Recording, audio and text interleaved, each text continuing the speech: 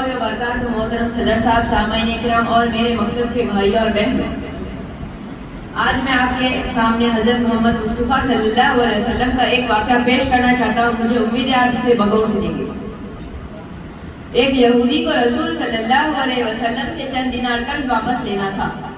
ایک دن آپ راستے سے جا رہے تھے کہ وہ یہودی شخص آپ کے پاس آیا اور اس نے کہا، جب تک آپ میرا قرض ادا نہیں کرتے میں آپ کو یہاں سے جانے نہیں دوں گا۔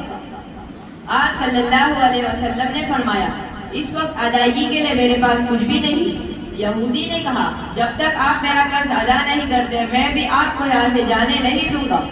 آپ صلی اللہ علیہ وسلم نے فرمایا، اگر یہ بات ہے تو میں تیرے ساتھ یہی بیٹھ جاتا۔ یہ کہہ کر آپ اس کے ساتھ وہی بیٹھ گئے۔ جیسے جیسے وقت گزرتا گیا آپ کے صحابہ وہاں جمع ہوتے گئے۔ جب انہوں نے یہودی کی اس جسارت کو دیکھا تو انہوں نے اسے سزا دینے کا ارادہ فرمایا۔ آپ نے انہیں ہر طرح کی کارروائی سے روکا اور فرمایا، تم یہاں سے دور چلے جاؤ۔ حکم رسول تحت صحابہ دور چلے گئے۔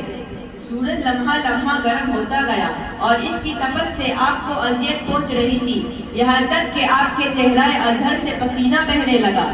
اس کے باوجود آپ نے کوئی طرح کا غصہ اظہار نہ کیا اور سارا دن وہی بیٹھے رہے اور ظہر، عصر، مغرب و عشاء بھی پڑھی۔ پھر رات چھا گئی، آپ نے رات بھی بسر کی اور فجر کی نماز بھی پڑھی۔ صحابہ یہودی کو ڈرانے دھمکانے لگے۔ آپ صلی اللہ علیہ وسلم نے فرمایا، تم اس کے ساتھ ایک ایسا سلوک کر رہے ہو۔ صحابہ نے کہا، یا رسول اللہ، اس کی یہ جرت کہ آپ کو حمل بنا کر اپنے پاس بٹھائے۔ آپ صلی اللہ علیہ وسلم نے فرمایا، اللہ نے مجھے اس لیے نہیں بھیجا کہ میں کسی ہم فرمان یا کسی اور پر ظلم کروں۔ جب دن چڑھا تو اس یہودی نے کلمہ اسلام پڑھتے ہوئے کہا، اشہد ان لا الہ الا اللہ اشہد ان محمدً عبدہ و رسولہ۔ میں اپنے دولت کا ایک حصہ راہ خدا میں دینا چاہتا ہوں۔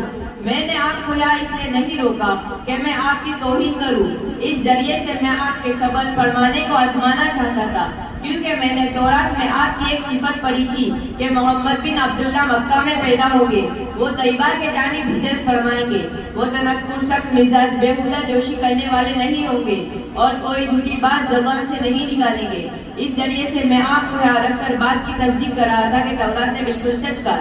میں میری تقریر ختم کرتا ہوں، مجھے امید ہے کہ آپ اس پر ضرور عمل کریں گے انشاءاللہ۔